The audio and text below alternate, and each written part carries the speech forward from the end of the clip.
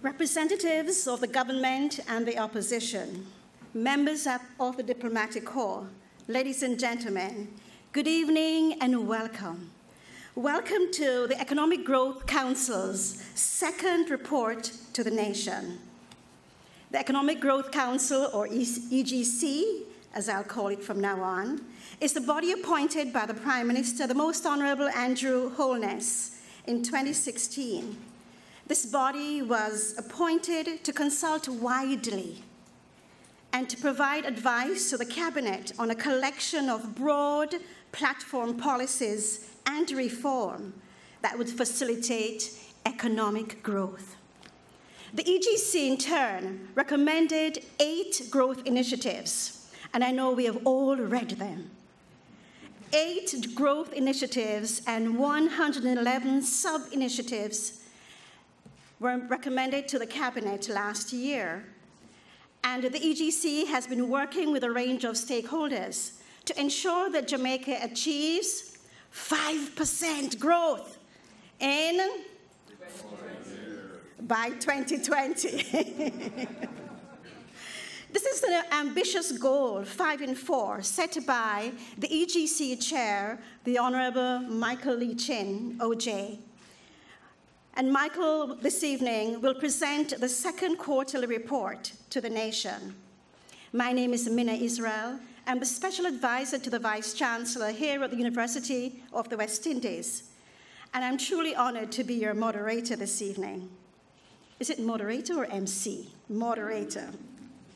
So permit me to begin by introducing the persons on the platform. Beginning on my far right, Honorable Michael Lee Chin, OJ, Chair of the EGC.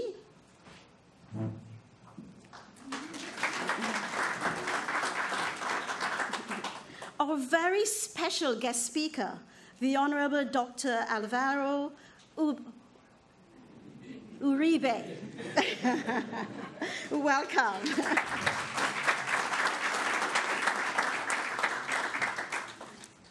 The Honorable Dr. Uribe was a former president of Colombia. And next to him, we have Ambassador Dr. Nigel Clark, the Vice Chair for the EGC.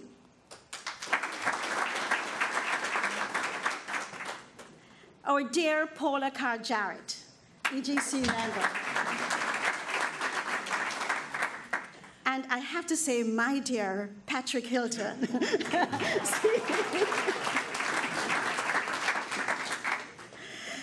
And on my immediate right, we have Honorable Hugh Hart, OJ. Honorable Noel Hilton, OJ, JP. My sister, Pat Ramsey, OD. And Senator Cavan Gale, OD. Regrettably, 2 of our EGC members, Adam Stewart and Philip Gore, are unavoidably absent this evening. But in the audience, we have a number of EGC executive directors. I guess we have 1 executive director and head of the secretariat, Maureen Denton. Maureen, could you stand? And we have a number of chairs of the special working committees established by the EGC. Major General Anthony Anderson, he's head of the Citizen Security and Public Safety Committee. Major General, could you stand, please? Milverton Reynolds, Access to Finance Committee.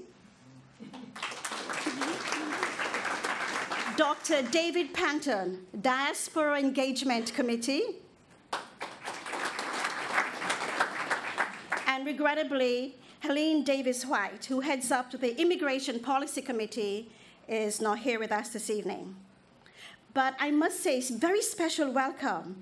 And I see my dear friend, Chief Justice Zayla McCalla, in the audience. Honorable Kamina Johnson-Smith, Minister of Foreign Affairs and Trade. Senator Fable Williams, the women are here. Senator Fable Williams, Minister of Finance. Mr. Anthony Hilton, representative of the Leader of the Opposition, representing Dr. Peter Phillips, is here this evening. Major General Rocky Mead, our Chief of Defense Staff. Mr. George Coelho, our new Commissioner of Police. We also have Mr. Luis Guillermo Echeverri, who is the advisor to the Honorable Dr. Uribe. Could you please stand? There's so many distinguished members from the private and the public sector here this evening, and I'm going to just use one umbrella to say special welcome to you all. We have representatives from the trade unions, the security, finance, agriculture, and other sectors. Of course, we have heads of academia, and I saw my new friend and competitor, Principal Ambassador Stephen Bassiani from UTEC. We have the students of University of the West Indies, students of UTEC, students of University College of the Caribbean, Kingston, Northern Caribbean University, and I must say, NCU, we also have some budding entrepreneurs, proud winners of the National Business Model Competition from NCU. Congratulations and welcome.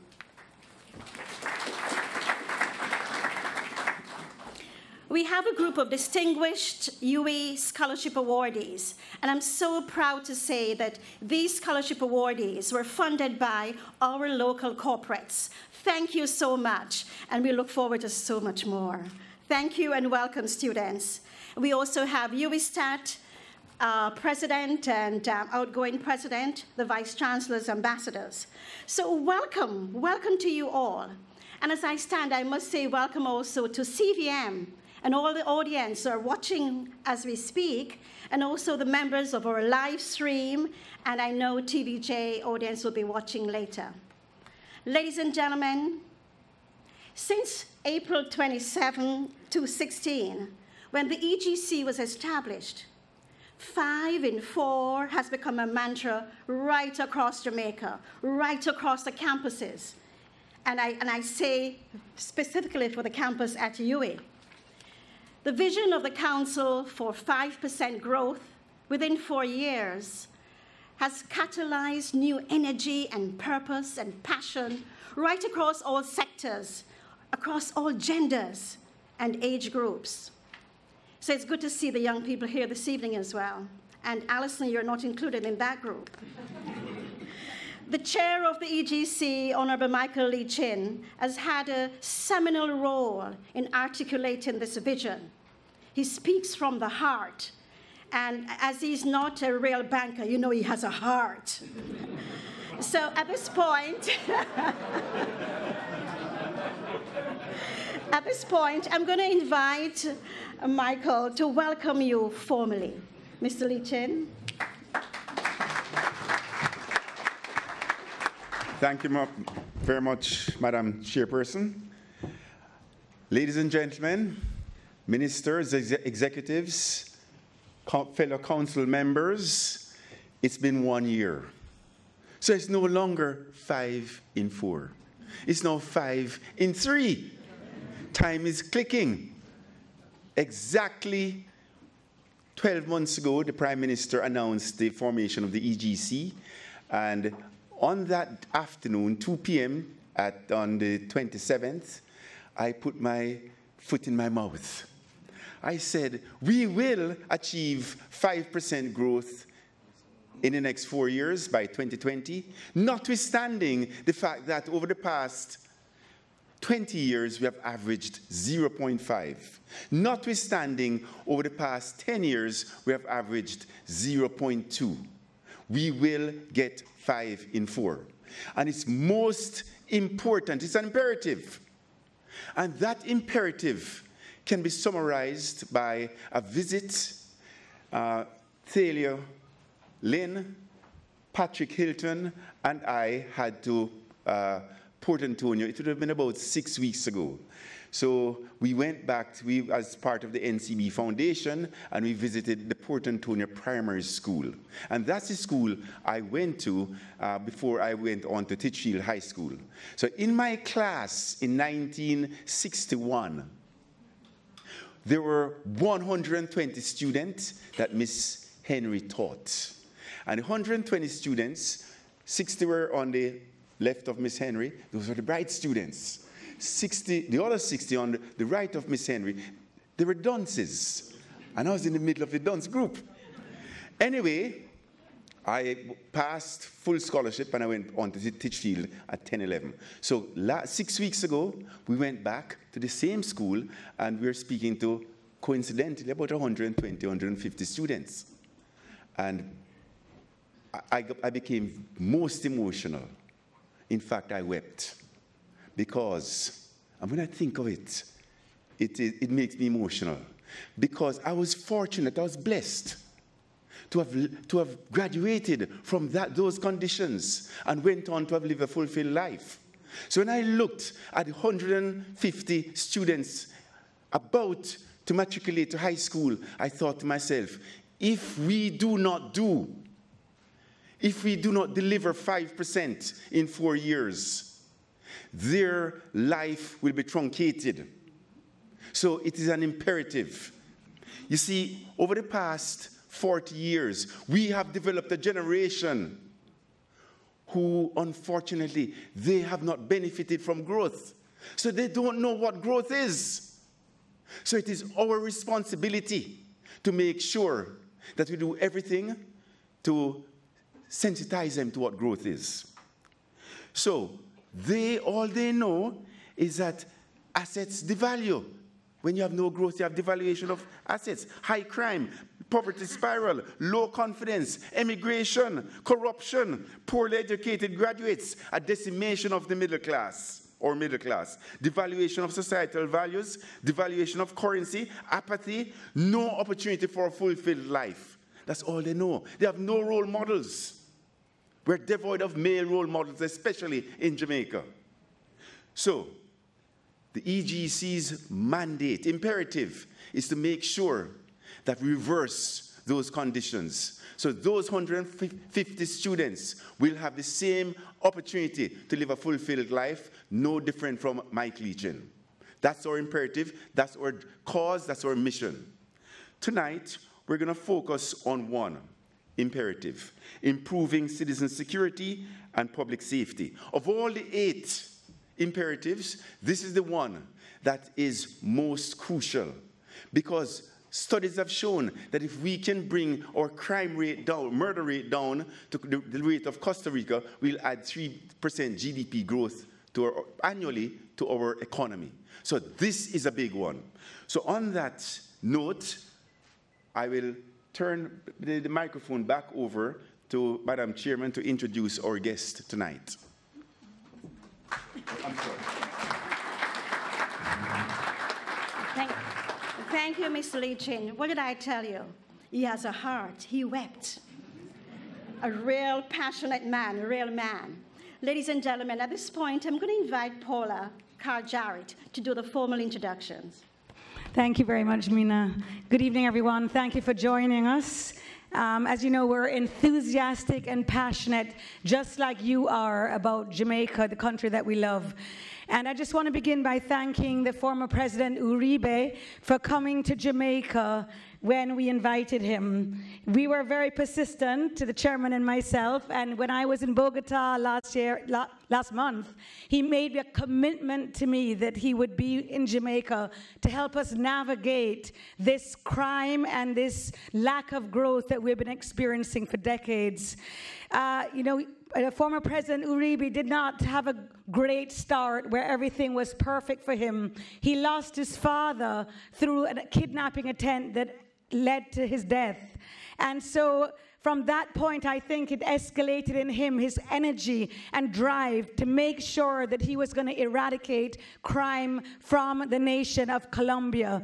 He is known for being a workaholic and having fantastic charisma, not like not unlike our chairman here. And so we are going to be infused with confidence as we listen to him tonight, and we are excited. And there are many things, you know, when I was speaking to him today, he said, Paula, I want you to ask me questions. I want to be able to speak to the people, and I want them to hear exactly what you need for Jamaica. So I'm going to say to you, Senator Uribe, we want to know how we can instill more confidence in our nation. You know, everybody, I just want to say, and I've been really reflecting on it for the last week, we did not inherit a legacy like this. We inherited a legacy that was left to us by great leaders like Alexander Bustamante and Norman Washington Manley. We did not inherit a 1%, maybe 2% growth every now and then. We inherited a growth rate that was nearing 12 to 13% in 1970. What kind of legacy do we intend to give our children today? Every one of us sitting in this room and listening by television, every day you wake up, we need to ask yourselves, me, you, what am I doing to make my country great? What am I doing to build confidence? As leaders in this nation, not just politicians, but every one of us are leaders in our own sphere. Each one of us have influence. I can't influence who you can. You can't influence who I can. But you can influence somebody.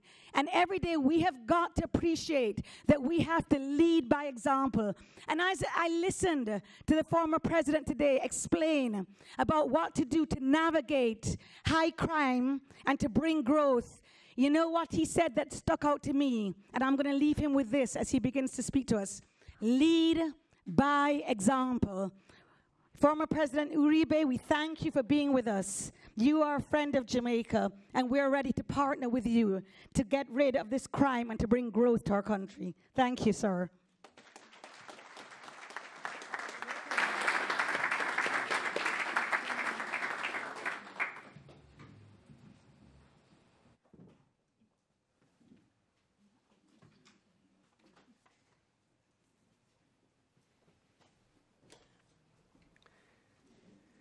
Mr. Lichin and distinguished members of this Economic Growth Council, ministers, Chief of Justice, ambassadors, members of the government, of the opposition, distinguished ladies and gentlemen, Mrs. Paula Carr Jarrett, members of the university. It is a privilege for me to share this evening with you, a great honor. I want to express my gratitude to the Council, to the university, and to all of you.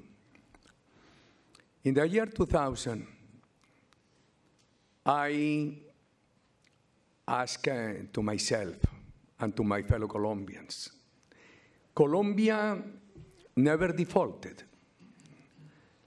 In the years of the two economic crises, the debt crisis in Latin America, first at the beginning of the 70s and after the tequila crisis of Mexico, Colombia had no debt crisis because of the prudent management of the economy.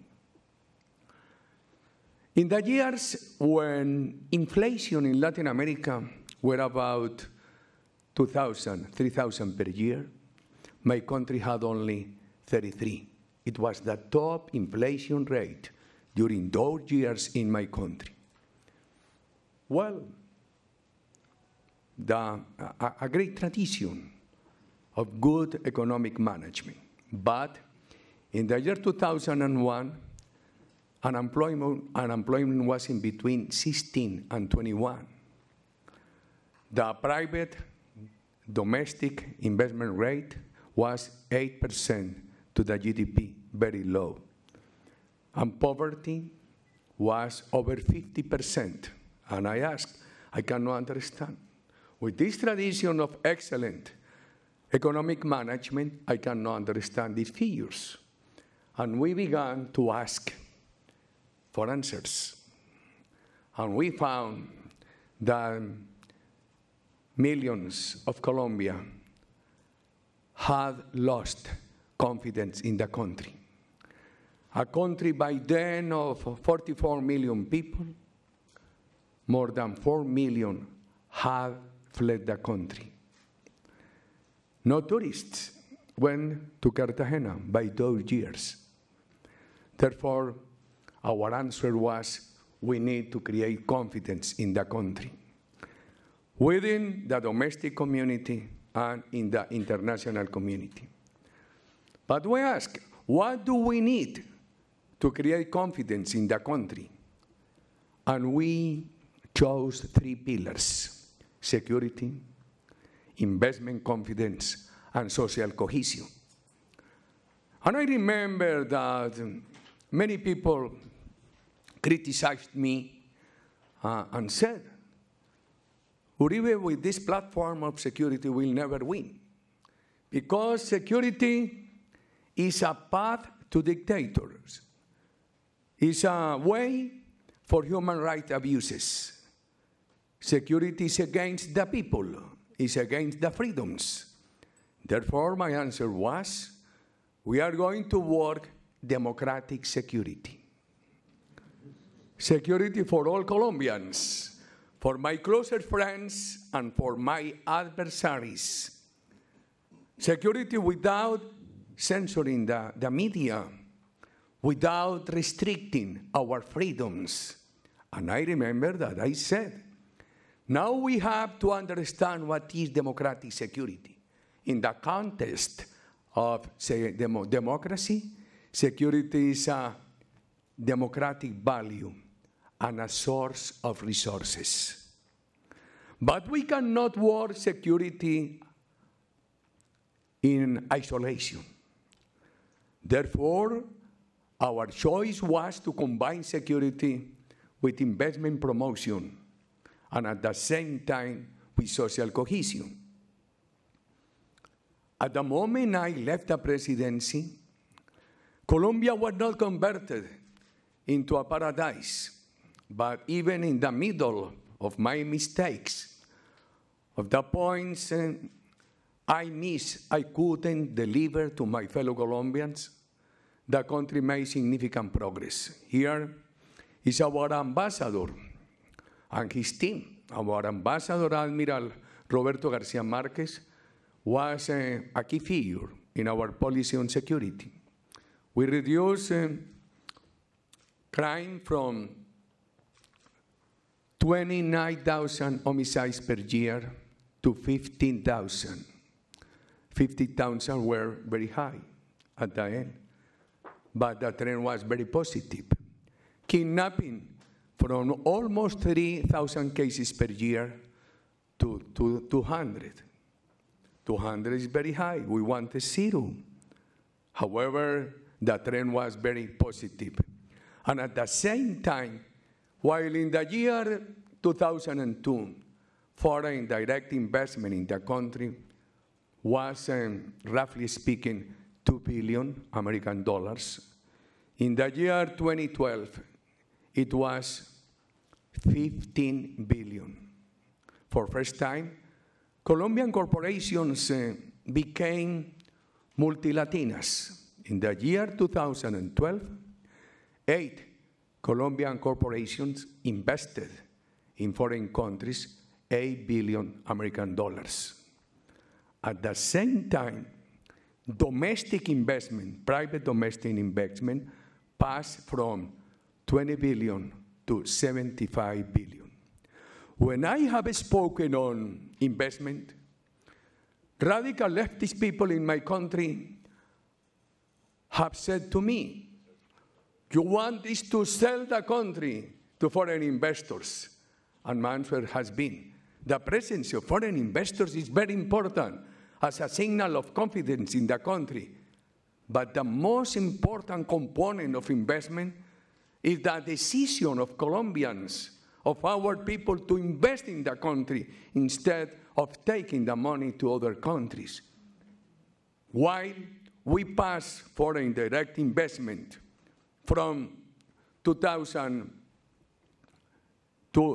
billion to 15 billion, the private domestic investment passed in the same period of time from 20 billion to 75 billion.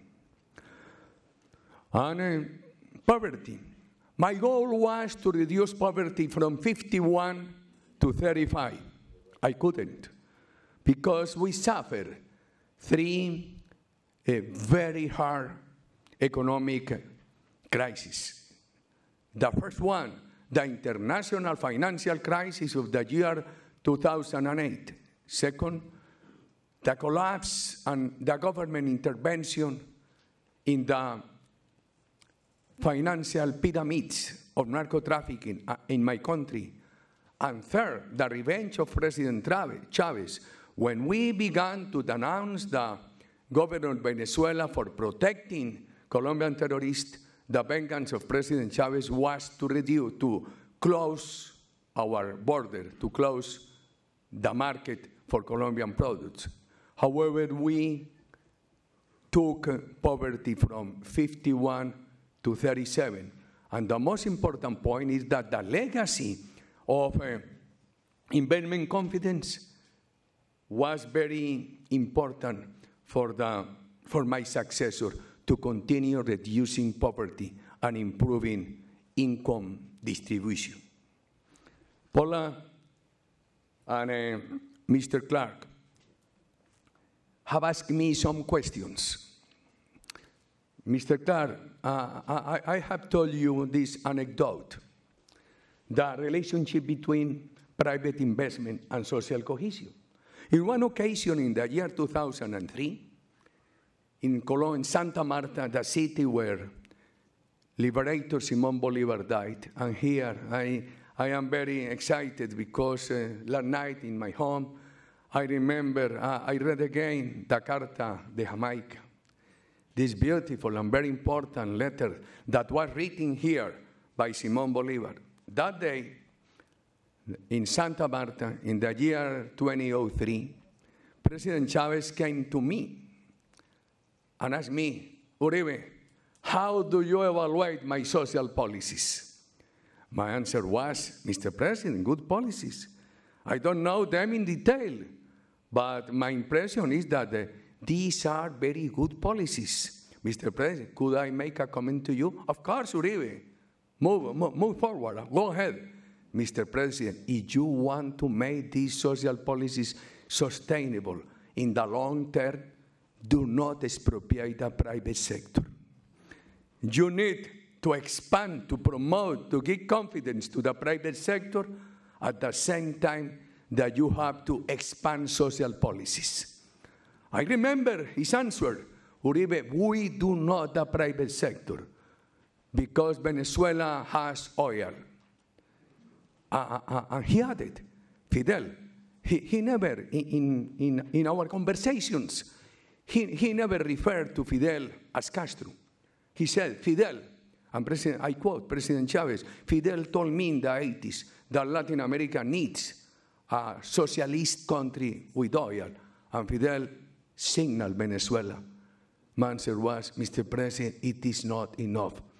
You need to take hand in hand the promotion of the private sector with the promotion of social policies. And I remember that I brought to my mind that day the experience Latin America did live in Brazil at the beginning of the 60s of the last century. Brazil had years with an economic growth of 14%, but in the same year, it was an increase in poverty. Therefore, it came a new dictatorship because people dislike the promotion of the private sector without going hand in hand with the promotion of social policies.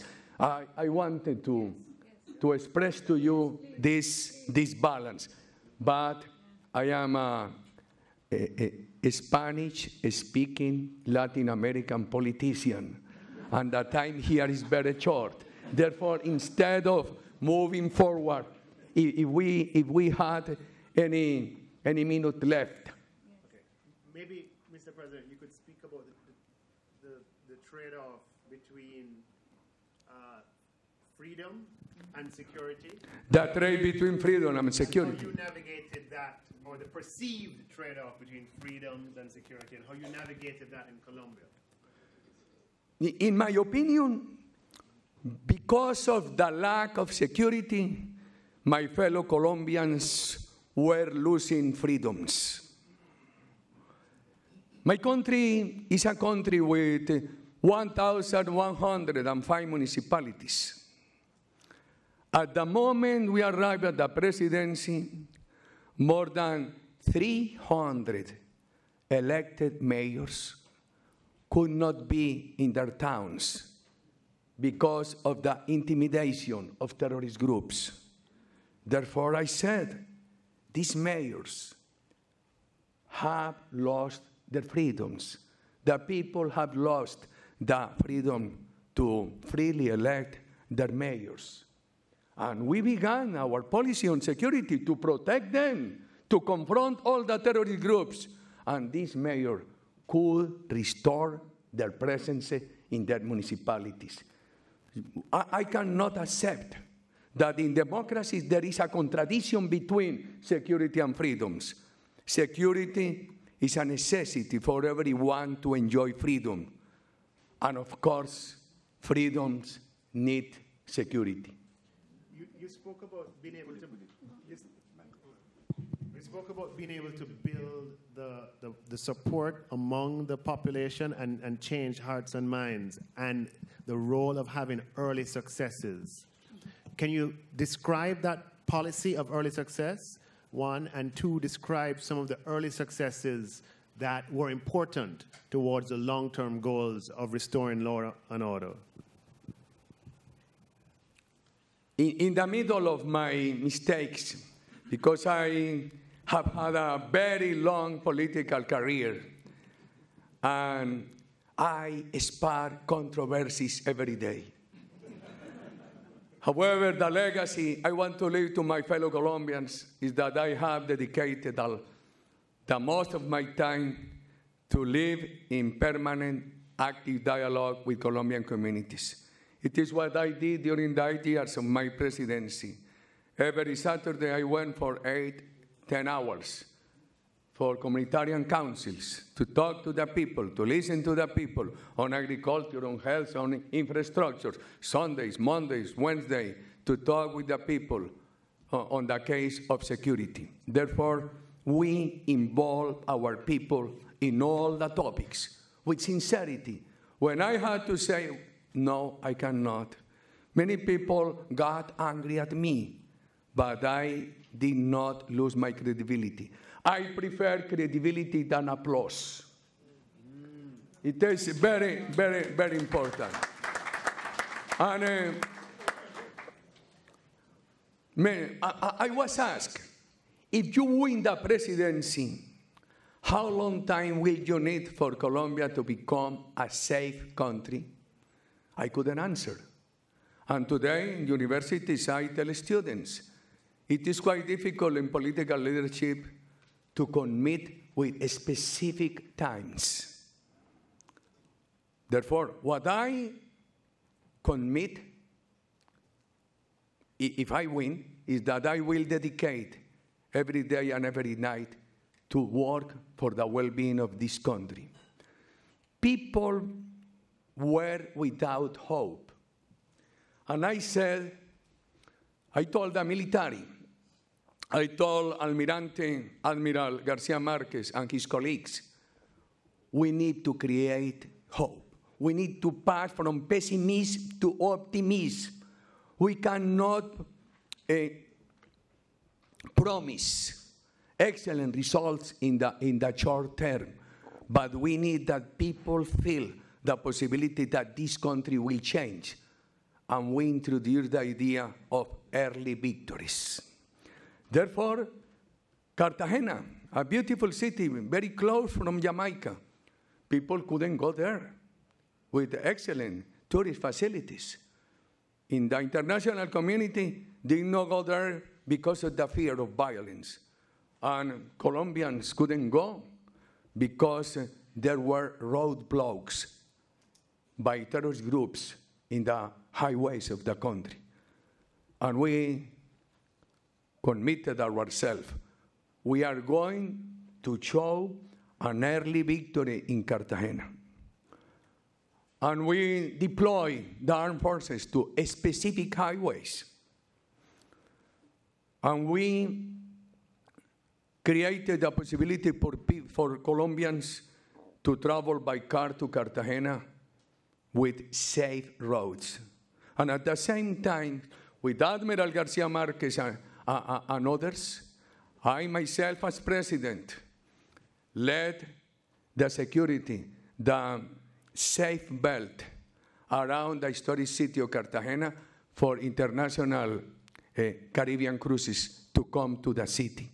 And I remember that when the first Caribbean cruise was going to disembark in Cartagena, I received a tourist. And I write on the wall my name and my phone number. And I invited the minister in charge of tourism to do the same. Mr. President, I cannot do this. I have to work. If I write here my phone number, people will call me all day, all night, and I will I will have no time to work. Mr. Minister, trust the people, trust the people. I received only 2 phone calls from 2 German ladies who complained that 2 native ladies of Cartagena have charged them with $50 for making their for braiding them.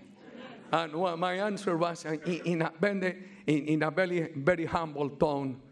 I replied, ladies, come to Cartagena again. The next time, I will ask them to give you a very important discount. What is the importance of short-term victories? That you can create confidence in the big goals.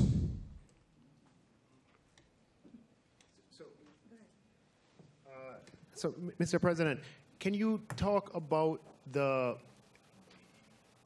leadership by example and some of the changes that happened in Cartagena and how you were able to create areas where people felt safe and the impact that it had?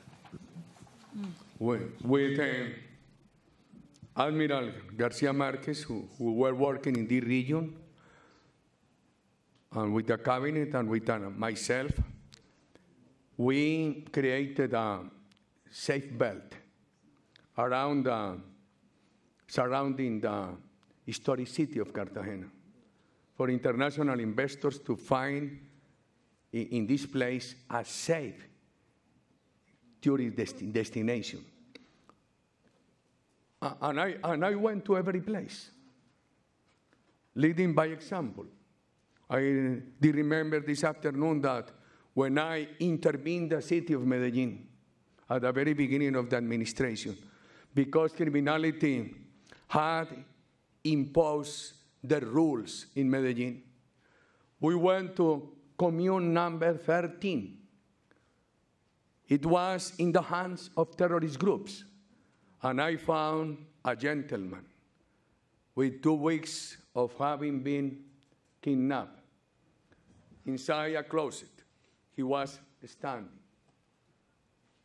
When we opened the door, the gentleman appeared, almost in dismay. Of course, it is necessary to lead by the example. We are very short of time, because with your questions, I bring many anecdotes, many memories to my mind.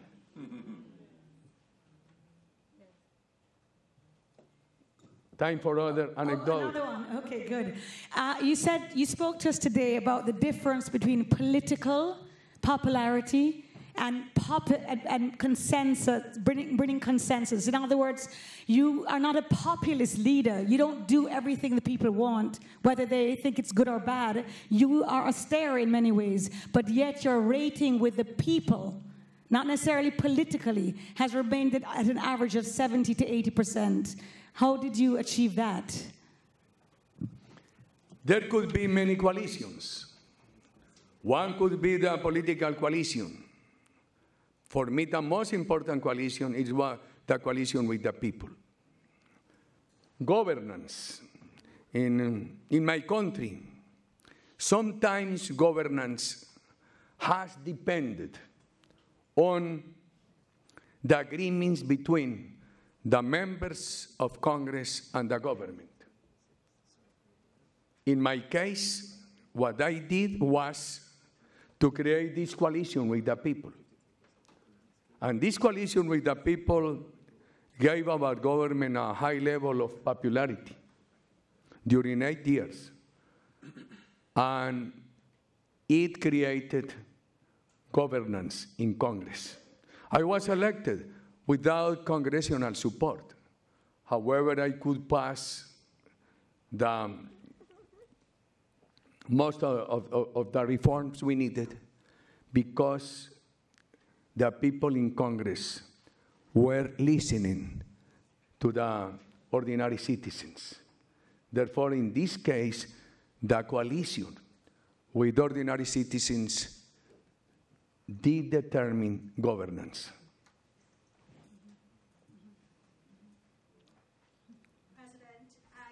I'd just like to say how much we appreciate your enlightening us on the strategies you implemented, leadership by example.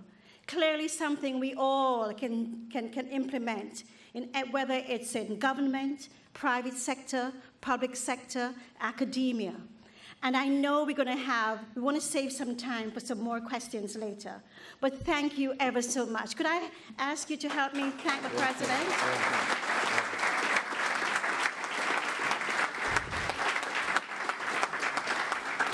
To lead by example, we are run out of time. Therefore, I have to give example. Thank you very much. It has been a great honor.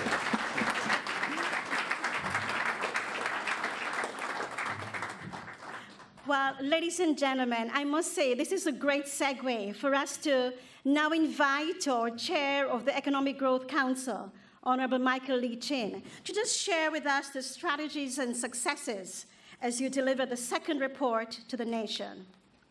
Thank you very much, Madam Chair. Thank you very much, Mr. President. Now, by way of context, President Uribe was elected in 2002 and re-elected in 2006. His tenure was 8 years. But during his tenure, kidnapping fell by 87%. Terrorism fell by 82%. The murder rate fell, number of murders fell by 53%. Police being killed fell by 43%. And economic growth rose from 2% to 8%. Wow. Congratulations.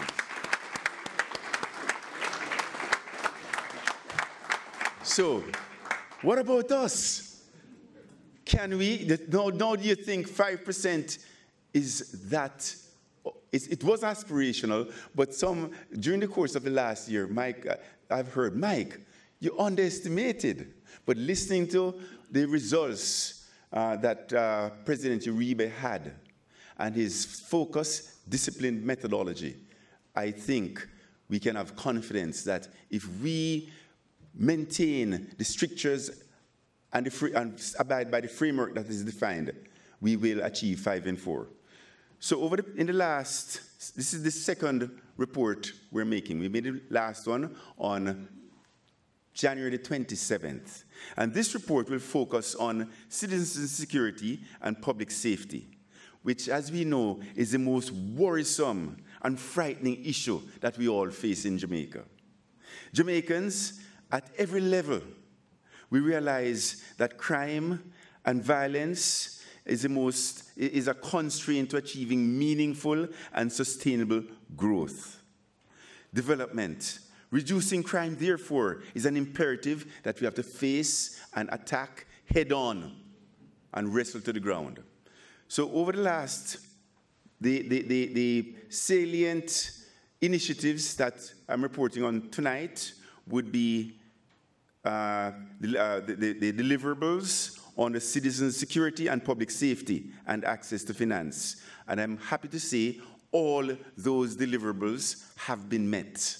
So congratulations, Dr. Major General. But to be specific, there was legislation tabled in Parliament on March 21st to establish a major organized crime and anti-corruption agency as an independent national law enforcement agency focused on terrorism, major crime, and serious corruption. Now, this was tabled. We urged the government to urgently begin the debate in the House on this bill so that it can be quickly enacted into law, so we can get on with it. The other important piece of legislation is a bill to merge the Corruption Prevention Commission and the Integrity Commission of the Office of the Contractor General into a more empowered single anti-corruption agency with independent prosecutorial power. The bill was passed by the House of Representatives with amendments in February of 2007. Again, we urge the government to have the bill debated quickly in the Senate so that it can be enacted. We need to get on with it. These bold structural reforms and others to come are designed to tackle corruption, reduce crime, and tackle both the economic and broader social ramifications. Similarly, we achieved some success on the deliverables related to improving the business climate and reduction of red tape. But, however, some deliverables were not met, and we note our concern as these are in the areas of improving business climate and reducing red tape. So, the deliverables that were not met would include, under business climate and red tape, create a framework for public debt reduction through a program of privatization of assets. That was due March 17th. It was not met. The responsible ministry is the Ministry of Finance and Public Service. Submit to Cabinet a plan to divest up to 30% of assets held by the UDC and Factories Corporation. The milestone was supposed to have been met on March the 17th. It was not met. The responsible ministry, Ministry of Economic Growth and Job Creation, UDC, and Factories Corporation of Jamaica. Improve the scalability and efficiency of the privatization, asset sale, and public-private partnership processes. That was not met. And again, Ministry of Economic Growth and Job Creation. DBJ to submit into Cabinet a protocol and framework for the outsourcing of privatization to for-profit firms. That was due March 2017. And again, Ministry of Economic Growth, we still have to meet that objective. Now, the new Procurement Act was enacted in Parliament in 2014, and we absolutely need to get these regulations and handbook done speedily so we can get on with it. As we all know, there are government assets that can be better. One moment, my technology doesn't work sometimes. As we all know, sorry.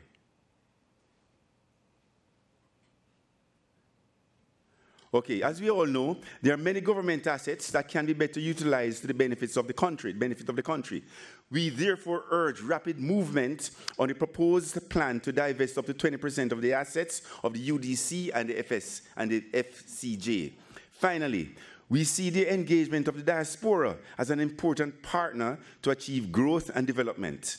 We note that the Ministry of National Security did not meet the March target to begin feasibility study of the creation of a global immigration card for Jamaicans for issuance to members of the diaspora. Funds have now been identified for this study, and the work should now begin. Meetings with various stakeholders continues. We have had over 150 meetings, and we implore those timelines that have not been met that we need to put some more, as Patrick would say, bounce in our step.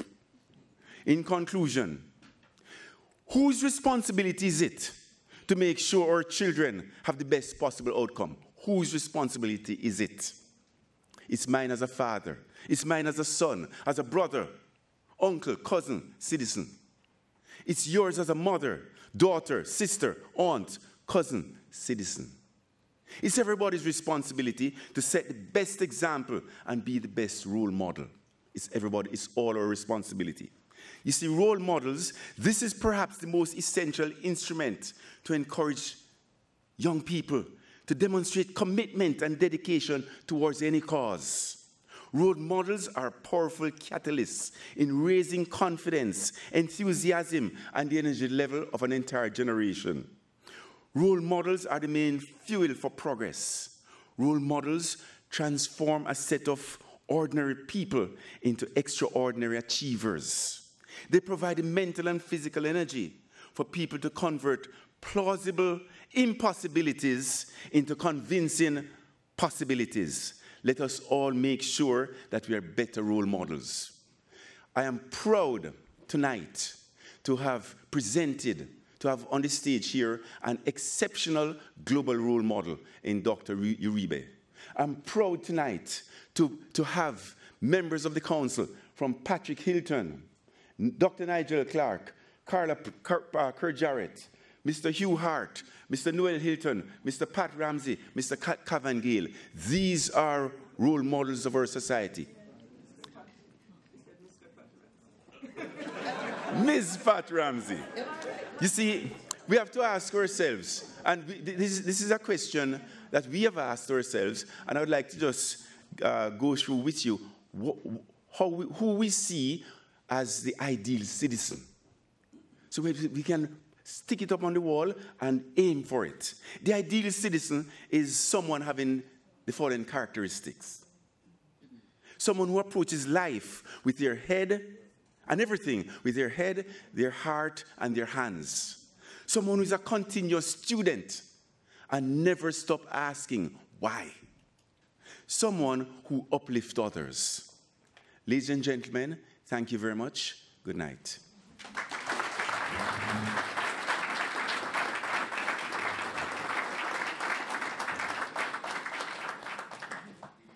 Thank you very much, Mr. Lee Chin, for that very passionate and impressive summarized report.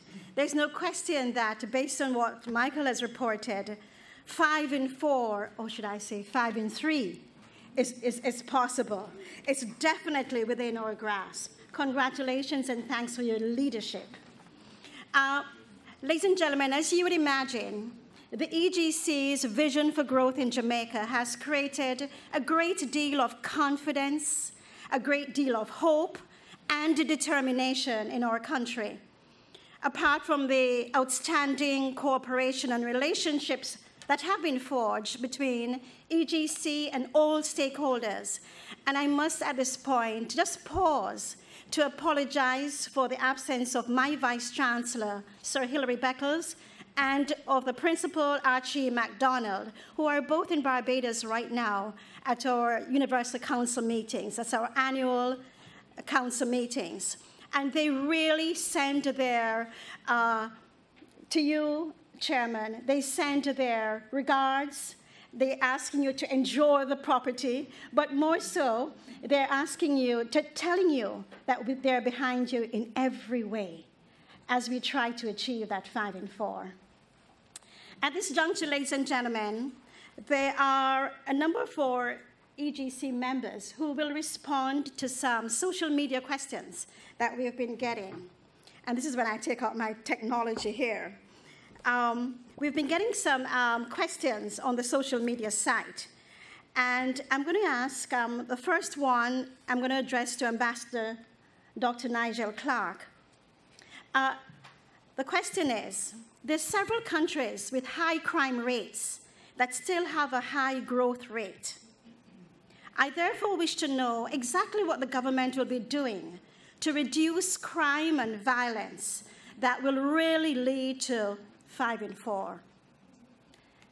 Dr. Nigel, could you respond to that question, please? Thank you, Minna.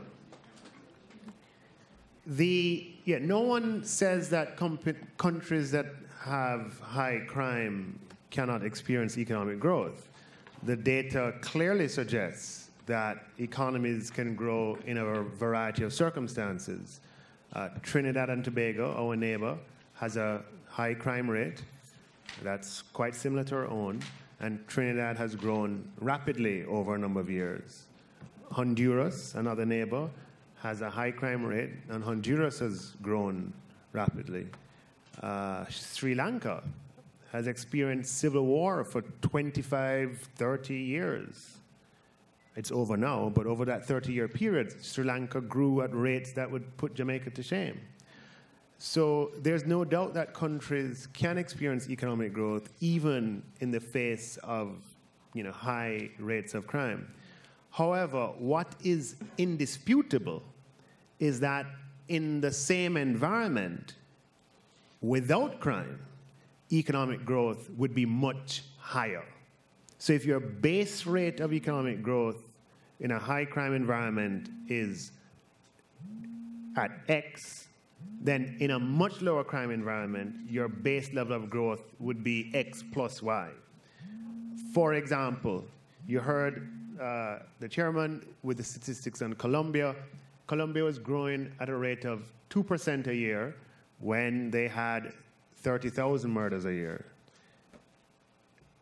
Drastic reforms, judicial and police and other kinds of reforms were introduced. The crime rate dramatically declined, as the chair gave you the statistics, and as a fact, the economic growth rate at the end of that period was 8% per annum.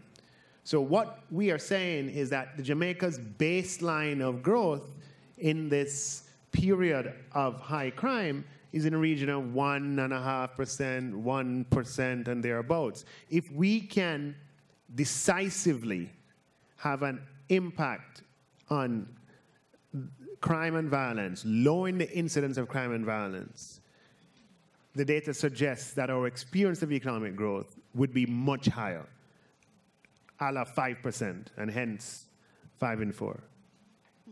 Thank you very much, Ambassador. Now I'm going to switch sides.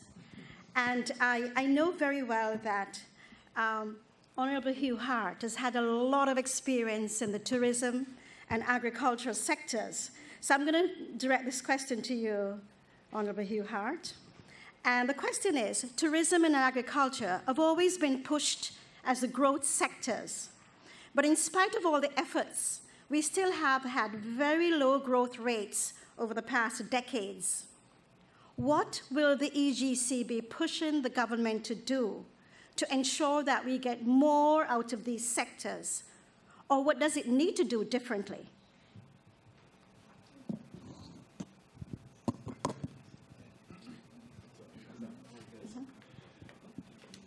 Thank you very much, Mina. Well, as we have just heard, crime is the #1 deterrent to any form of growth and expansion in the country. And the government is well aware of this. All governments, I think, have been well aware of it, and so is the EGC.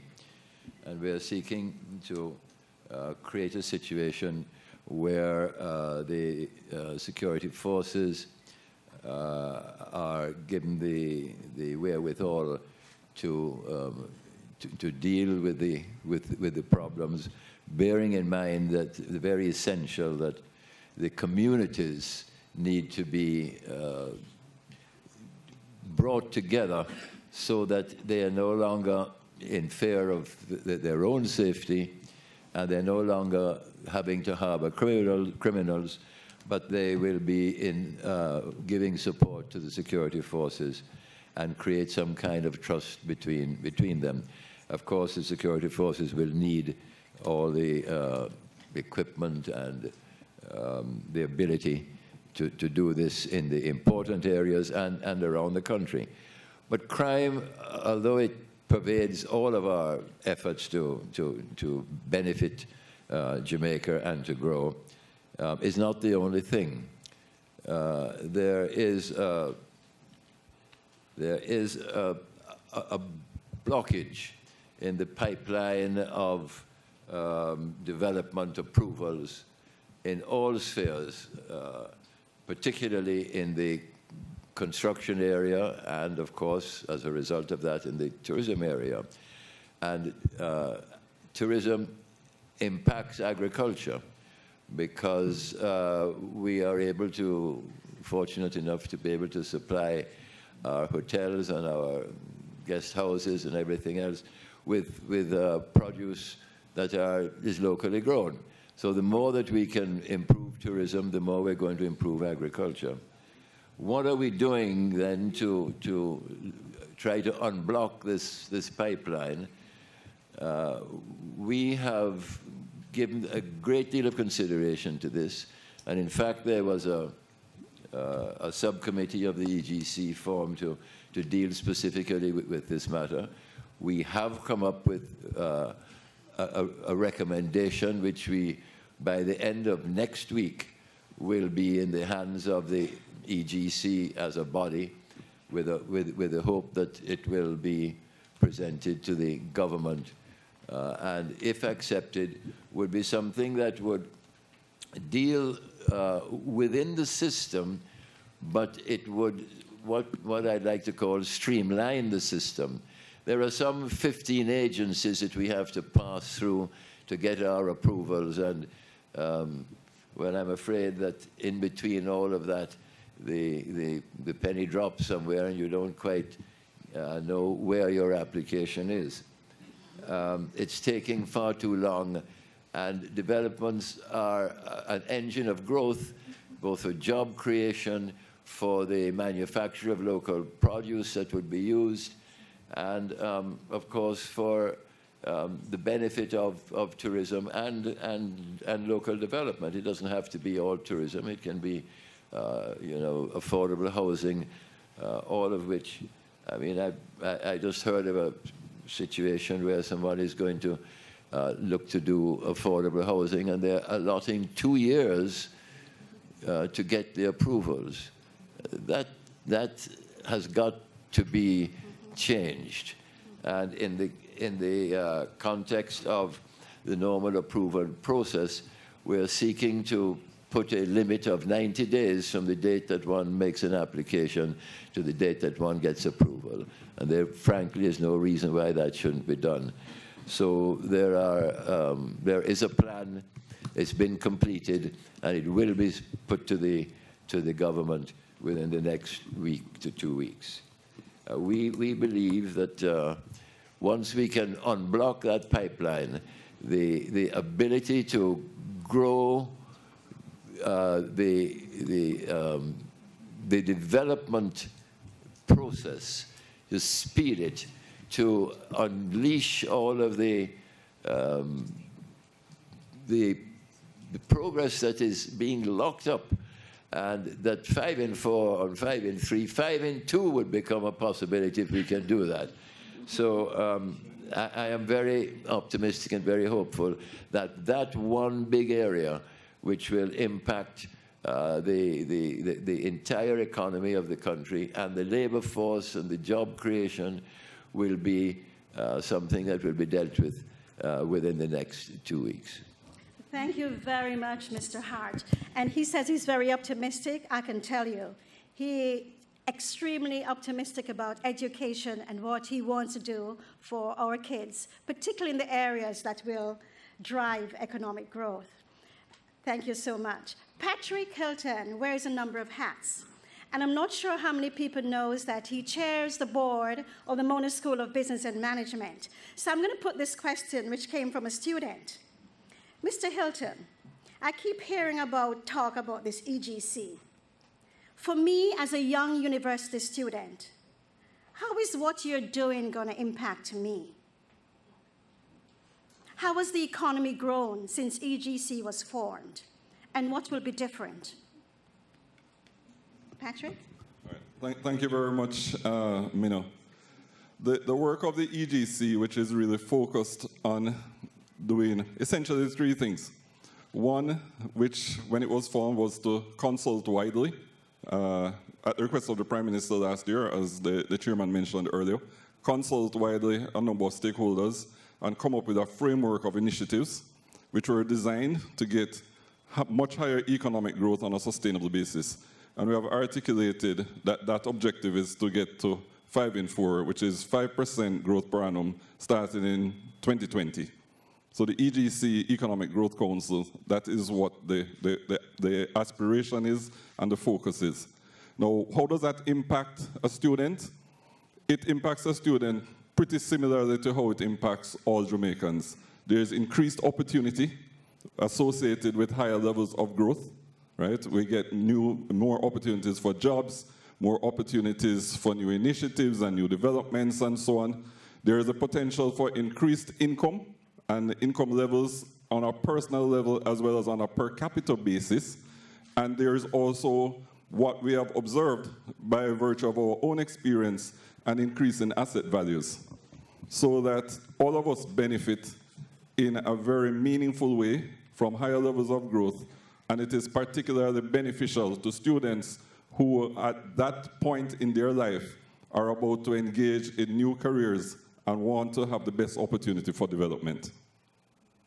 Thank you very much, Patrick. I'm going to pause now. I just received another question for the President.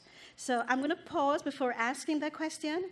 And just to share with you that all this could not happen without partnerships, without collaborations. And you would have seen in your booklet a number of organizations that have already signed on, declare their intent for support, signaling their support of this organization. And this evening we have 2 new ones. So I'm very proud to invite, to sign at this time, 2 new corporates organizations. Mr. Mauricio Pulido, CEO of GB Energy. Mina, we just switched up the program a little bit. Yes. If you could allow us. So, Okay. Just taking advantage of the President and the interest that I'm sort of seeing from the crowd. The President has indicated the willingness to take a few questions before we get to the sign-in. Okay. So if there are any questions, if we can, 4 questions or thereabouts from the audience, I'd ask you to just stand, take the microphone, and ask the question to the President, saying who you are, where you're from, and he'll answer. So if we can get 4 or 5 questions, please. Okay. In that note, Nigel, I have the first one for the President. Okay. President, what were some of the specific programs that were implemented to create the Safe Belt?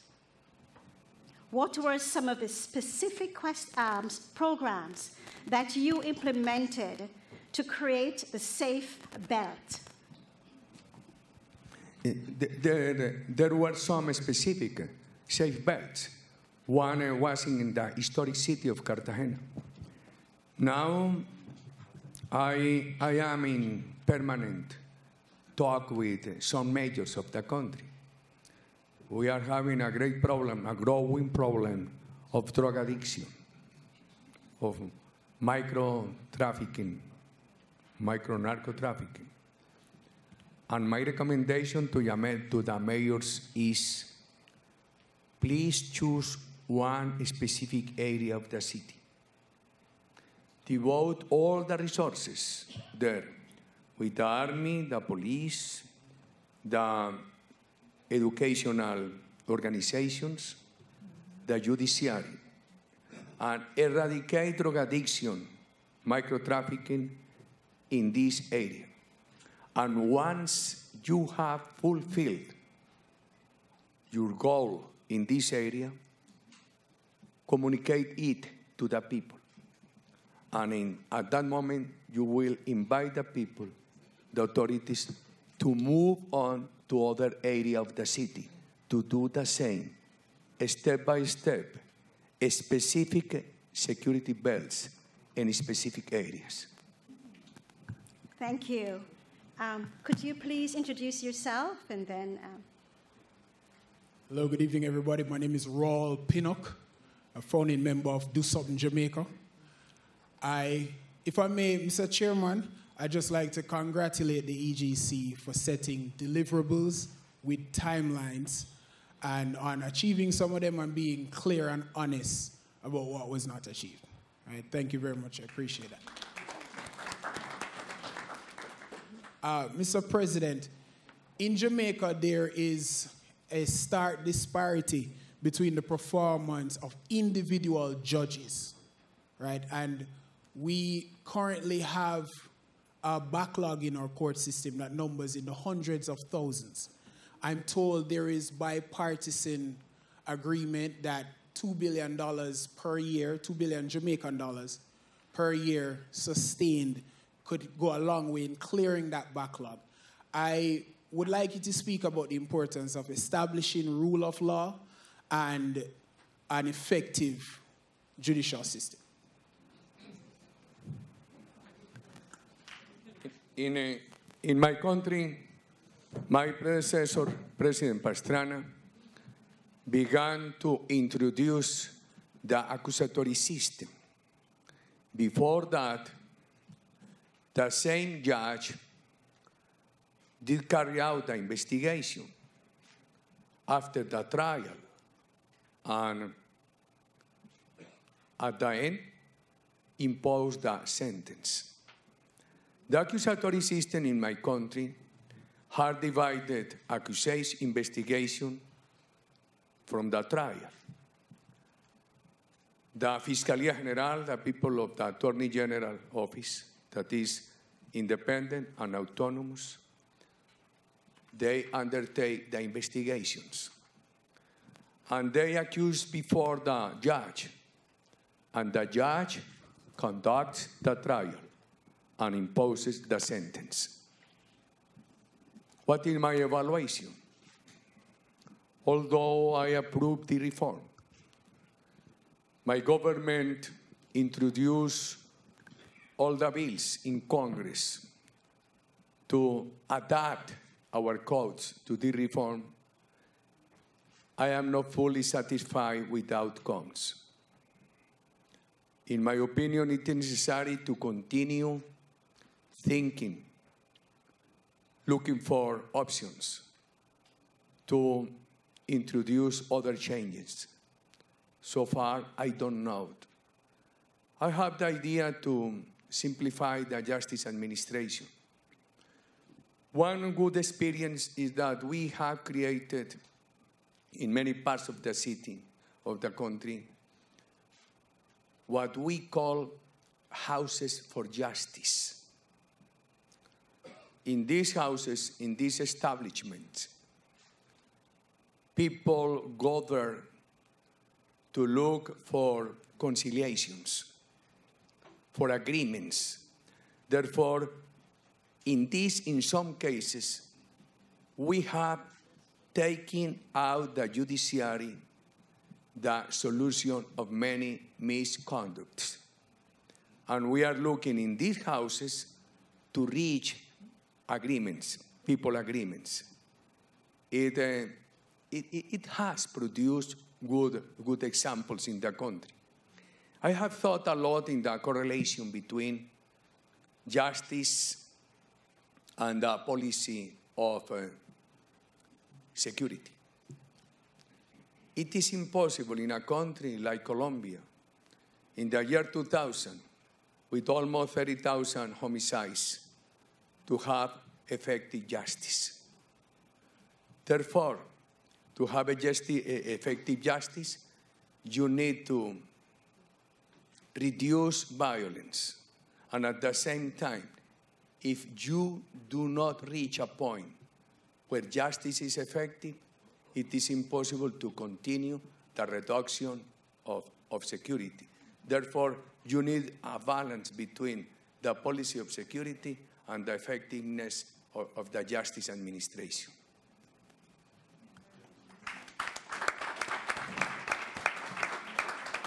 Thank you. Yes? Good night. My name is Shoshana Prince, representing the UWI-STAT Corps, the Vice Chancellor's Corps. My question to you is, in your address, you made mention of the concept of democratic security. So what I would like to ask is, what were some of the challenges that you faced, especially on the international sphere, in your attempt to undergo this attempt at democratic security, and how it is that you addressed this issue?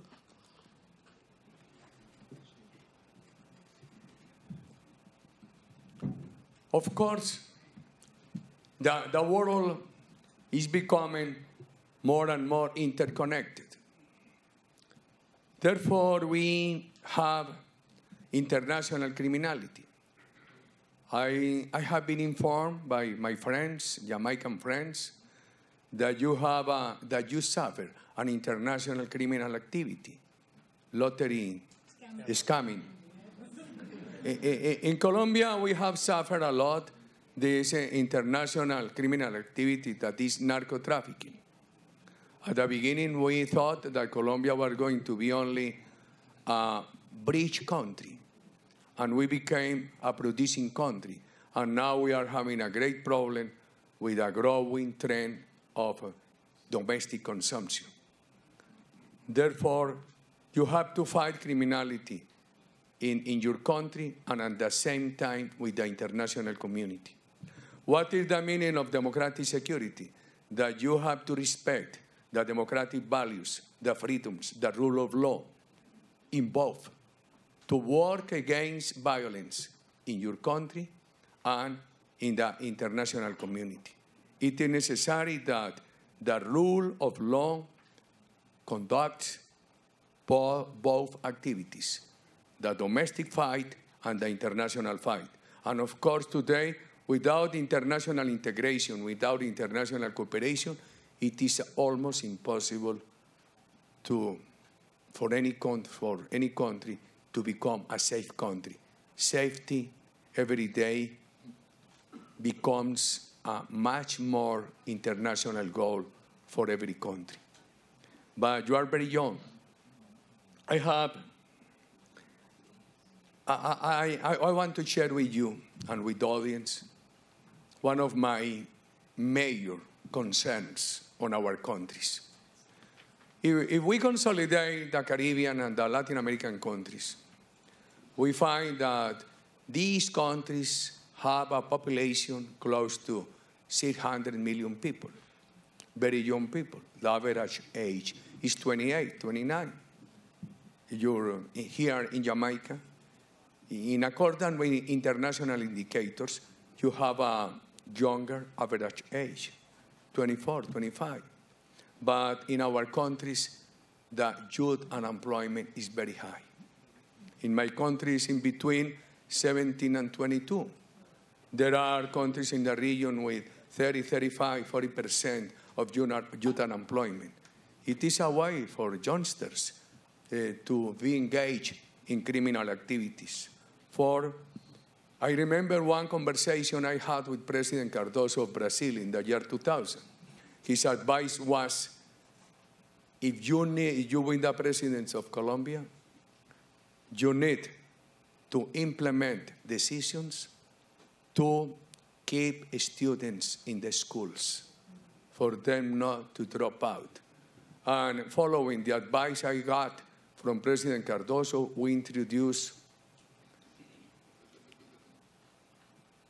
conditioned cash transfers, money transfers for families, for poor families, under that condition that they certify that their children had attended the school, fully attended the school in the previous period, for which they are going to receive the state stipendium, the state help.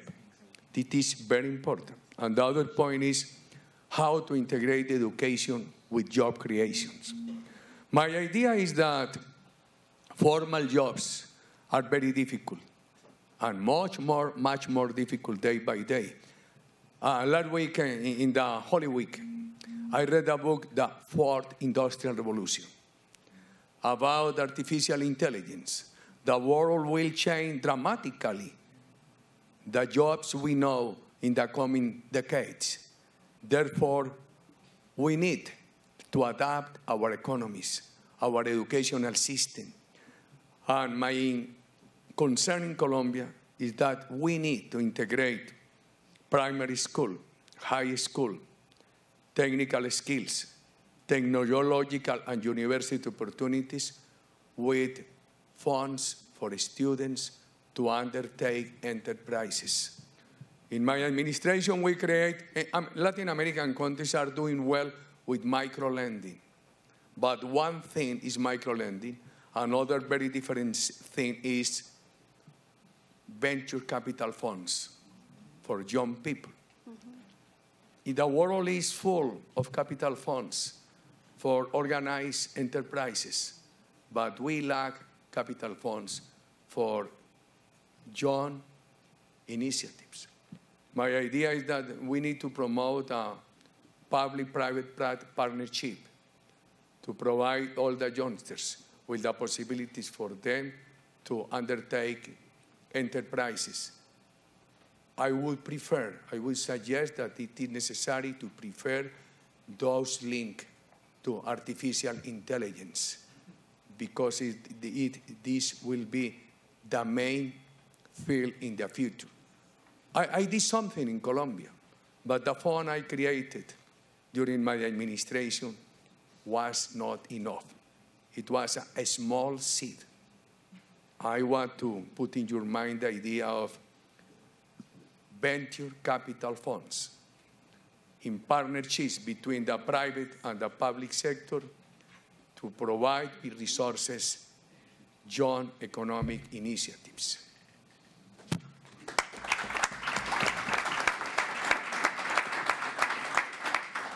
Thank you very much, Mr. President. There's clearly not enough time, and I'm going to ask both Paula and the chairman if we could have you back again, because there's one last question that's been posed by an anonymous guest. And I'm going to ask this last question, Mr. President, but Mr. Chairman, is it possible to have back President to meet with us and our students? Because I can see the eager faces and wanting to have more of you and more of your time. Could we have you back in Jamaica? Visit us again. It will be a great honor. Oh, wonderful. Thank you. So, Mr. President, the last question I have. In any democracy, human rights are important. In any democracy where there is a loss of rights, like those you highlighted earlier, there is a need to take those steps to reduce crime and make a nation feel safe and secure. Oftentimes, the steps that must be taken are the very ones that face scrutiny from human rights groups. How did you navigate that course? That is the nuanced position of securing your citizens' rights while not trampling on human rights. Is it possible? Of course. First, we did work with ordinary legislation. We did not introduce extraordinary legislation. Ordinary legislation in my country is 3 minute warning. Excuse? No. Okay. Ordinary legislation meets the standards of law and order. Extraordinary powers forget the principles of law and order.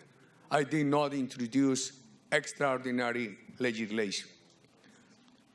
Did my administration receive criticism from human rights organization, I was criticized. In some cases, without any justification. And I had to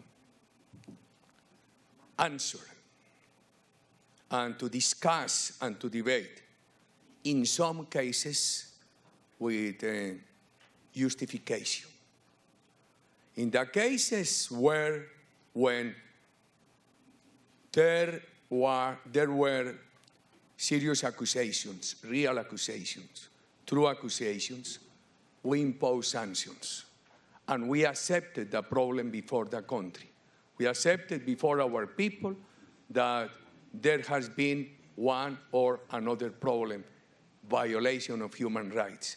Therefore, what is necessary is to be open to the people, to confront every situation before the people without secrets, openly. Thank you very much, Mr. President. We are going to focus on you. No more time constraints. We are going to focus. We want to hear from you. Yes. You're here. We're going to make use of it. We invite the journalists or anyone who wish to pose a question, not just to the president, but also to the chairman. You have him here. Ask him those tough questions. So before we phase out the recording, as you know, it's live, I want to really thank Mr. Mauricio Pulido, I always call him Mauricio, CEO for GB Energy, and Mr. Robert Wright, President of the Jamaica Solar Energy Association, for signing on, for making your commitment known. And I guess, Chairman, we'll do the formal signing later.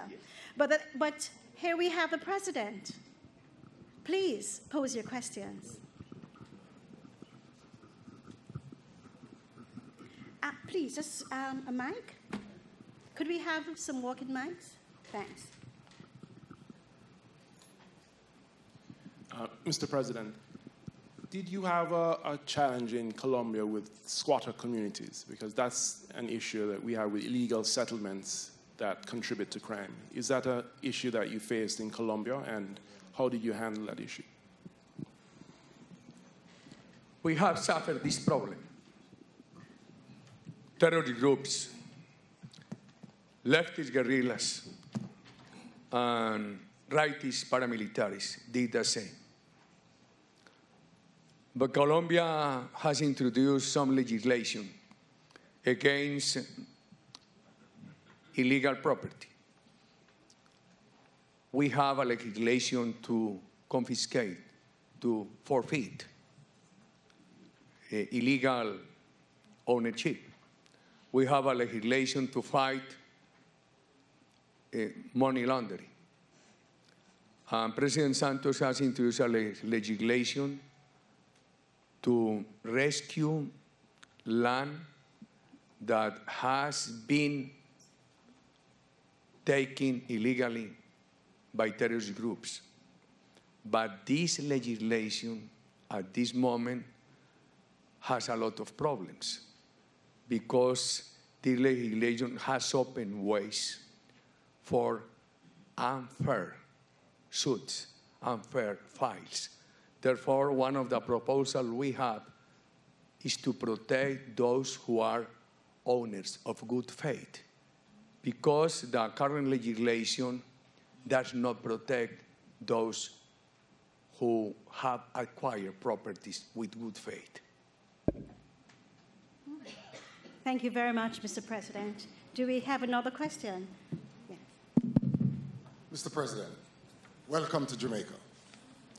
I want to ask you, sir, Colombia has just emerged from arguably one of the longest civil wars for this side of the world and for a very, very long time. Over 40 years, the constituted authority of Colombia has fought a war with the FARC guerrillas. There has been a recent peace agreement that has been signed between the organization and the government of Colombia. Can you say to what extent the signing of this peace agreement will impact on the overall growth and development of Colombia, and are you hopeful that the situation that now exists is sustainable and will continue to work to the benefit of Colombia? Very hard question for me for being tonight in Jamaica, because I have opposed to many of the clauses of this agreement. President Santos summoned the country last year for a plebiscite for the people to say yes or no to the agreements. And unexpectedly, the no vote won. I work for the no vote. We are not against peace. We are against full impunity.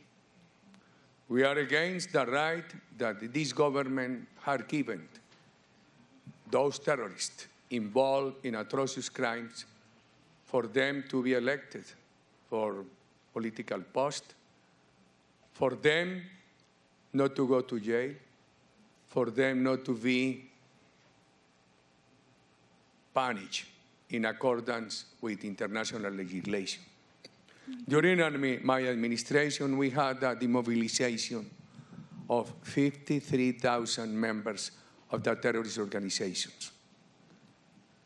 4,000 were taken to jail for reduced sentences, but taken to jail. Reduced sentences under the condition that they say what was true, and they express all their willingness to repair the victims. But those responsible for atrocious crimes did not get the right to be elected.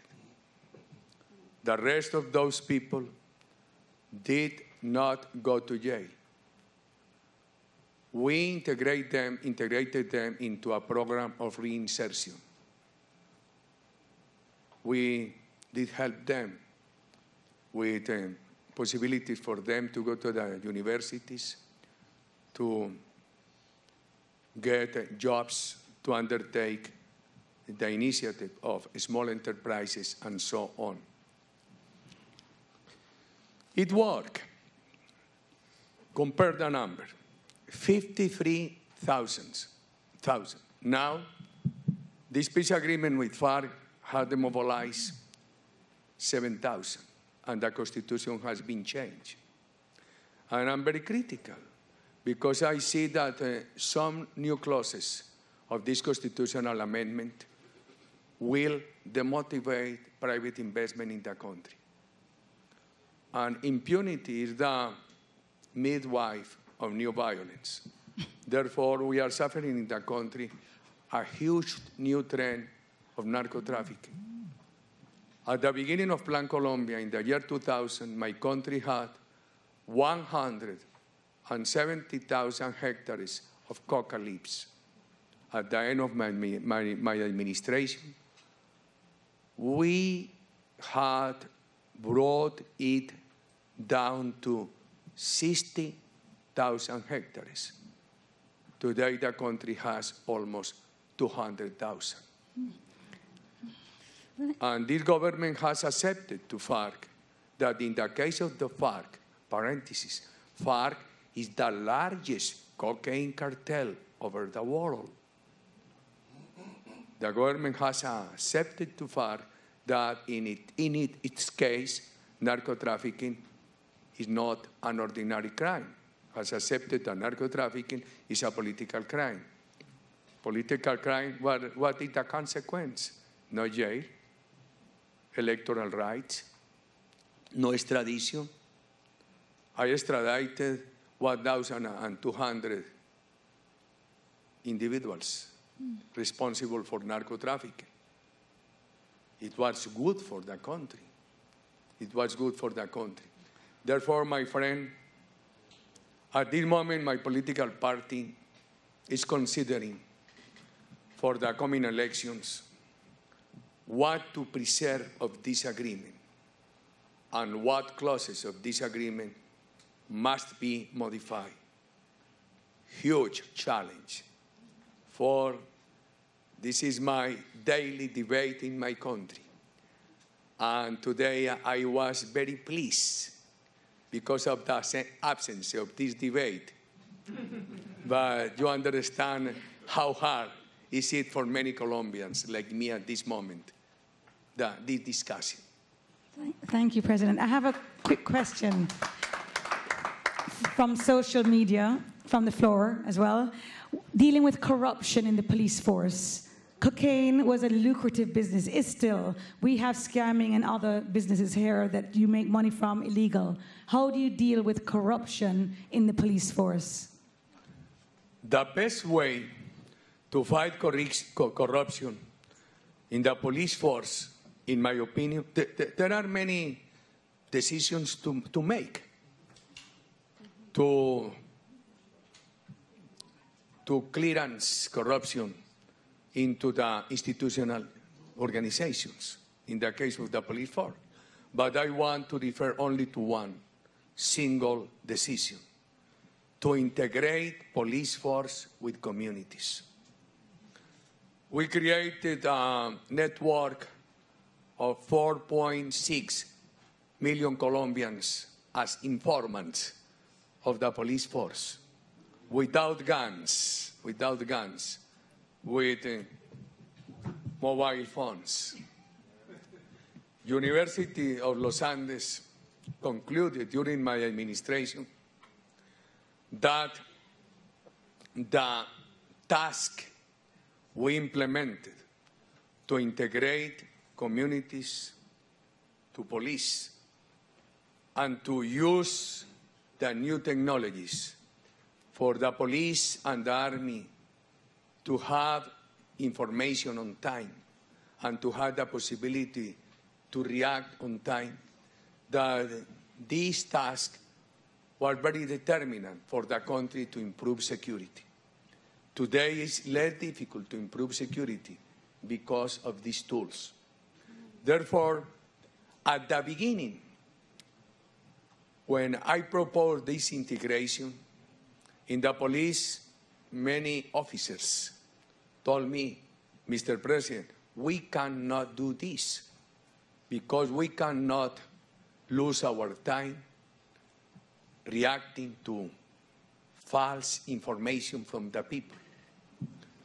And my reaction was, you need to trust ordinary citizens. And at the end, the police officers accepted that the false informations were exceptional. Most of the times that they receive calls from ordinary citizens, these calls brought true information. And on the side of the people, many people told me at the very beginning, Mr. President, we cannot accept your invitation because if we inform, if we report about any crime, killers, murderers will take vengeance and will kill us. Very difficult to implement this idea. However, with persistence, we created this network, and it was very important. What is the relation between this network and transparency? The more the police is in relationship with communities, the more the police feels that they need to act with transparency, because the integration with the community is some kind of supervision. I consider that it is a community supervision. And community supervision is a clear way, a very effective way to create transparency. I recommend this integration. People participation. For instance, to assign contracts on infrastructure in my country, I introduced one stage of public meetings to discuss the proposals. The new airport in Bogotá, my government assigned a concession, and we had a 2-month public discussion on live TV to make the decision to whom of the contractors the concession was going to be assigned. People participation, in my opinion, is a very effective way for transparency. And remember what I had the opportunity to share with you this afternoon, the case of PowerPoint. PowerPoint is very important and very dangerous. Whenever we had community councils for security, open to people participation, at the beginning of the government, the police came with a PowerPoint presentation. And in the report, for instance, they said, in the last 3 months in this city, we have had 4 cases of kidnapping. People did remain in silence. But later on, when people were getting confidence in our policies, people began to raise their hands and to emit their opinions. And I remember in one occasion in the city of Cali, one citizen raised his hands. Mr. President, with due respect for the police, in this period, Cali has had not 4 cases of kidnapping. Cali had had 8 cases. At the end of the administration, we had closed this gap between institutional information and people information. In one occasion, I used to meet every month with the owners of small enterprises in the city of Bogota, because I was in love with the idea to promote small enterprises. And the night before, the minister of charge of microlending came to my office with a splendid presentation on PowerPoint. And the day after, in the meeting, many owners of small enterprises came with complaints. Mr. President, I have not received my loan.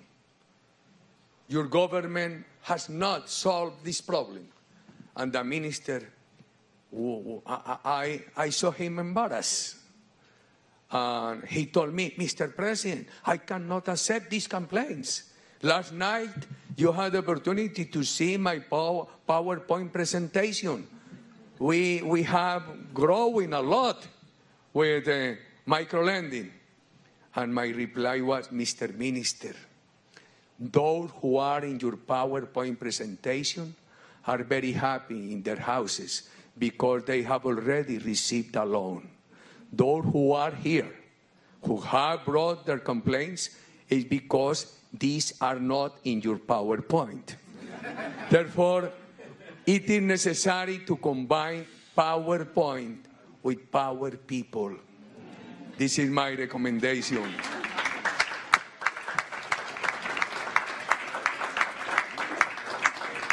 Thank you very much, Mr. President. And I must tell you that Chairman Michael Ichin just sent me a virtual acknowledgement that a number of the ambassadors and honorary consuls may have to slip out for a major event that's taken place now. So he understands and he accepts your apology if you have to run. But I'll invite the, wow, is the line growing? Okay, I'm going to ask you to make your question very short. All right. Yes. Good evening, everybody. My name is Charles Hyatt. I'm from Good News Jamaica Communications. I love the fact that I'm here and what this meeting is about, this report is about, because what we do at Good News Jamaica is to tell the positive information and imagery about Jamaica and Jamaicans around the world. Now, to you, Mr. President, thank you for your examples, because the question I wanted to ask is how did your government in Colombia work with the private sector to create the products and the image of Colombia for external interest to increase? When outside we were hearing how bad Colombia was, but you worked with the private sector to create, to use their creative minds to come up with the products and the services to pull the international community back to Colombia. How did you do that? My friend, we introduced many incentives for the private sector to grow in my country. For instance, new hotels had the opportunity to enjoy a 30-year tax exemption for new hotels. There were incentives under the conditions that the private sector made the investment. Second, how to improve the Colombian image in the international community. Look at this, my friends. At the very beginning, I received a visit in my office. A group of people came to see me. Mr. President, we have a project to produce a video that should be widespread in the international community to improve the image of Colombia. And my reply was, it is not the right time.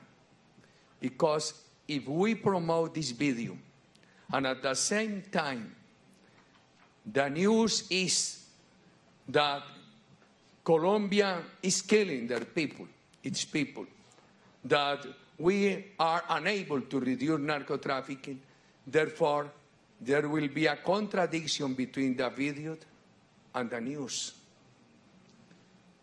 3 or 4 years after, when the country had improved, we produced a video with the help of the private sector to promote in Colombia. And at the end of this video, I remember the close remark, come to Colombia. The only risk is wanting to stay. But at this moment, the video was credible. For it is important to match the international promotion with the trend of the country. Otherwise, you lose your credibility. My close remarks, I want to congratulate Jamaica for this example of having created this Council for Economic Growth. My congratulations and my best wishes.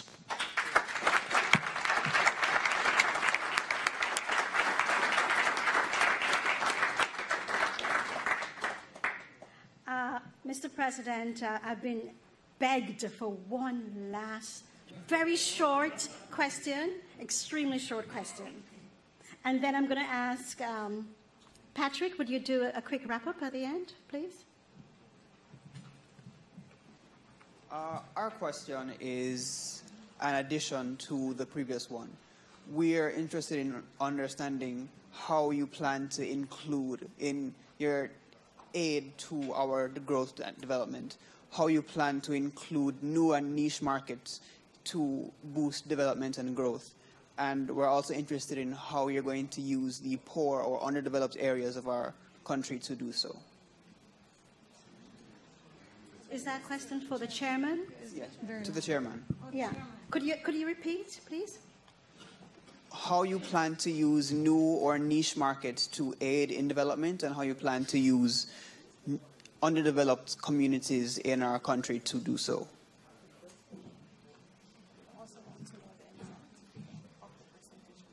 You see, we have to deliver 5% in 4 years. It's 3 years. So we have to make sure that we tackle those high-impact projects first. And the highest impact project, in addition to making sure that we keep those traditional industries, which would be agriculture, mining, remittances, and tourism, we keep them growing. but at the same time, we have to introduce new, a new industry. And Jamaica is perfect for an international logistics hub. Perfect by virtue of our location, by virtue of the fact that we are English speaking, by virtue of the fact that we are British rule of law, and we have the geography for it.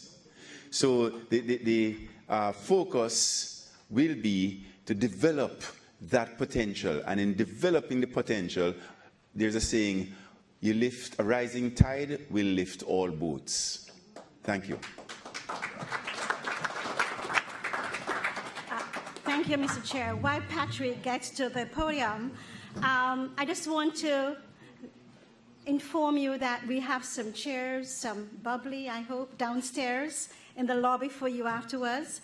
But really, a team of workers did all this in terms of putting it together. And I want to say thanks to Marcia Erskine and Associates, OGM Integrated Communications, Main Event Entertainment Group, POW Social Media, NCB Marketing Department, I guess that's you, Pat, EGC Secretariat led by Maureen. Thank you so much for your attendance and your participation. Patrick, could I ask you to wrap, please? All right, thank you very much, Mina. Ladies and gentlemen, good evening. I thought everybody was inspired after what transpired here tonight. It sounded a little weak. People getting hungry, right?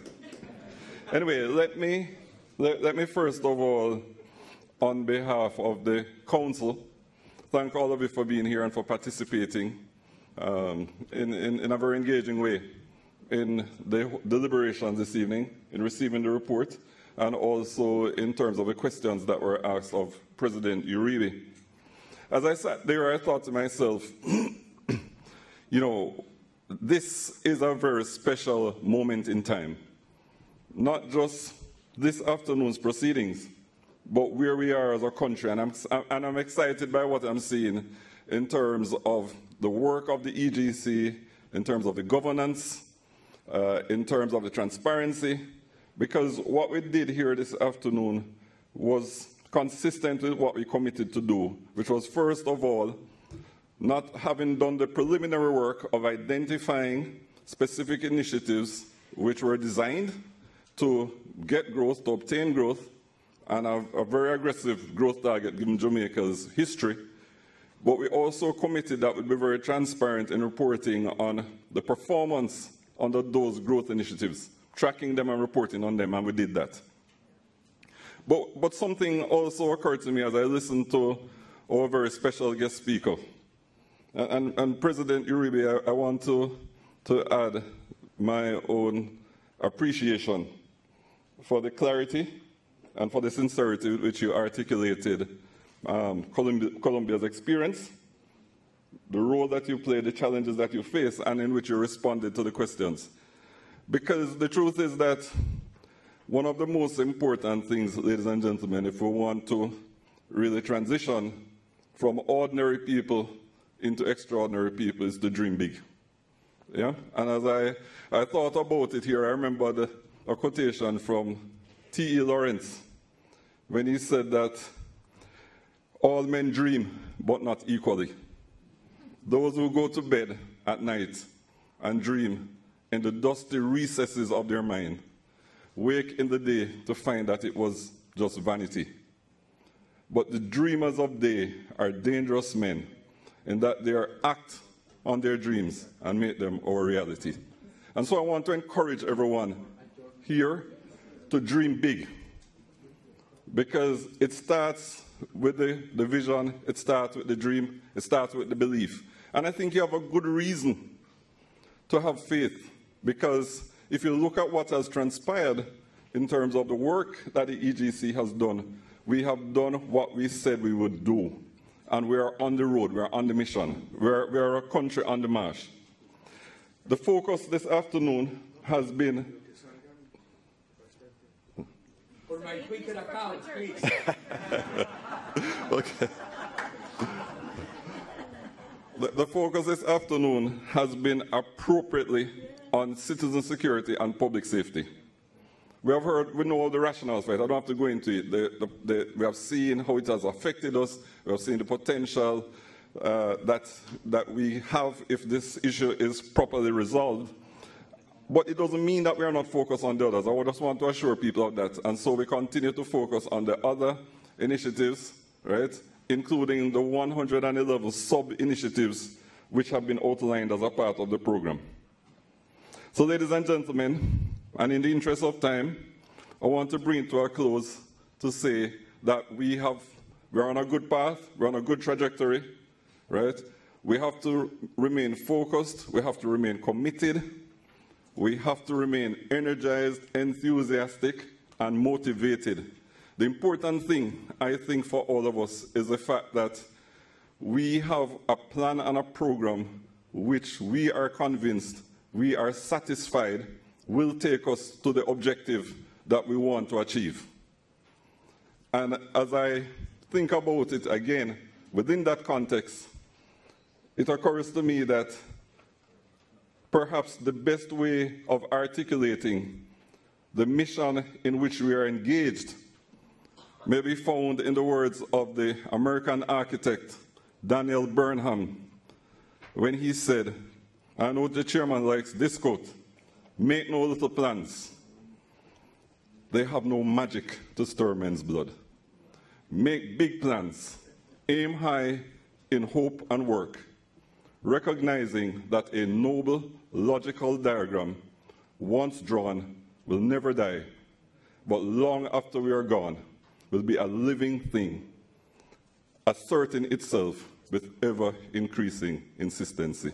Thank you very much, ladies and gentlemen. Good night.